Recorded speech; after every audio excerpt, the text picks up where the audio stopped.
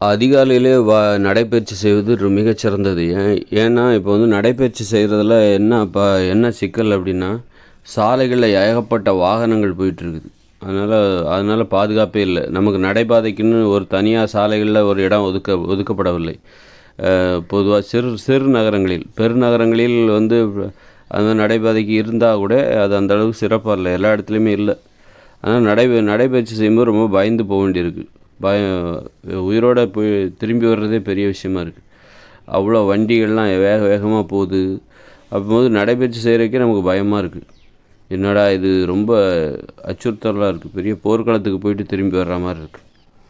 அப்போ அதுக்கு சிறந்த தீர்வு என்னென்னா, காலையில் 5 மணிக்கு நீங்கள் நடைப்பயிற்சி செய்ய ஆரம்பிச்சிட்டிங்கன்னா, அந்த நேரத்தில் மக்கள் எல்லாம் தூங்கிட்டு இருப்பாங்க. அந்த நேரத்தில் நாம் போய் பாதுகாப்பாக நடைப்பயிற்சி செய்துட்டு வந்துடலாம். இதுதான் வந்து சிறந்த தீர்வாக இருக்க முடியும். நமக்கு வந்து அந்த நேரத்தில் வாகனங்கள்லாம் பெரும்பாலும் அதிகமாக வராது, ரொம்ப குறைவாக தான் வரும். அப்பவும் கிளம்பி வந்துடுவாங்க. ரொம்ப குறைவாக தான் வரும், ரொம்ப குறைவாக தான் வரும். அதனால் ஆபத்து வந்து நமக்கு ரொம்ப குறைவு. அதிகாலையிலே நடைபயிற்சி 5 மணிக்கு நடைபயிற்சி செய்கிறது நமக்கு ஆபத்து வந்து ரொம்ப குறைவு. அதனால் கொஞ்சம் நிம்மதியாக இருக்கலாம். நடைபயிற்சியும் சுதந்திரமாக பண்ணிட்டு வரலாம். அந்த மாதிரி நடைபயிற்சி செய்வதற்கு ஏற்ற நல்ல நேரம் எது அப்படின்னா, நல்ல நேரம் கெட்ட நேரம் சொல்லுவாங்களே, இப்படி தான் பார்க்கணும். எது நல்ல நேரம், எது கெட்ட நேரம். ஒரு செயலை செய்வதற்கு, ஒரு செயல் செய்கிறோம் அப்படின்னா அதுக்கு எது நல்ல நேரம் அப்படின்னு நம்ம பார்க்கணும்.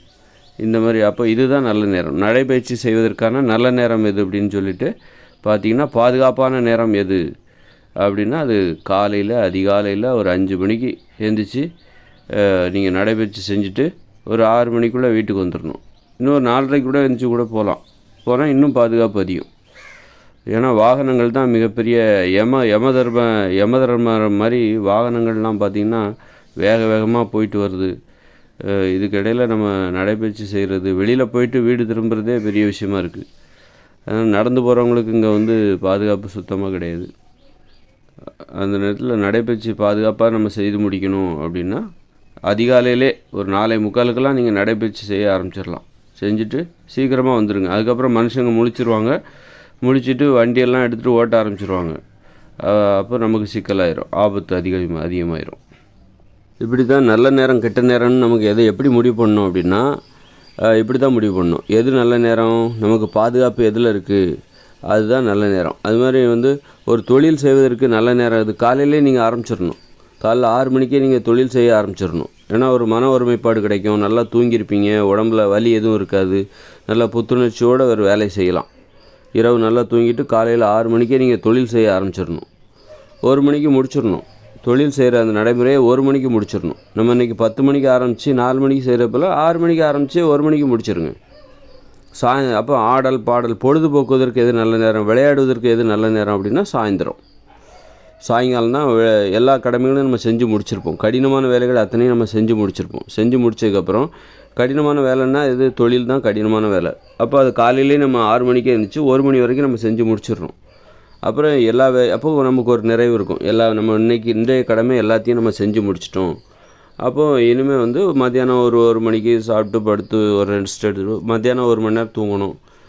தூங்குவதற்கான நல்ல நேரம். மத்தியானம் தூங்குவதற்கு எது நல்ல நேரம் அப்படின்னா 1 மணிலேருந்து ஒரு 2 மணி வரைக்கும் நம்ம தூங்கலாம்.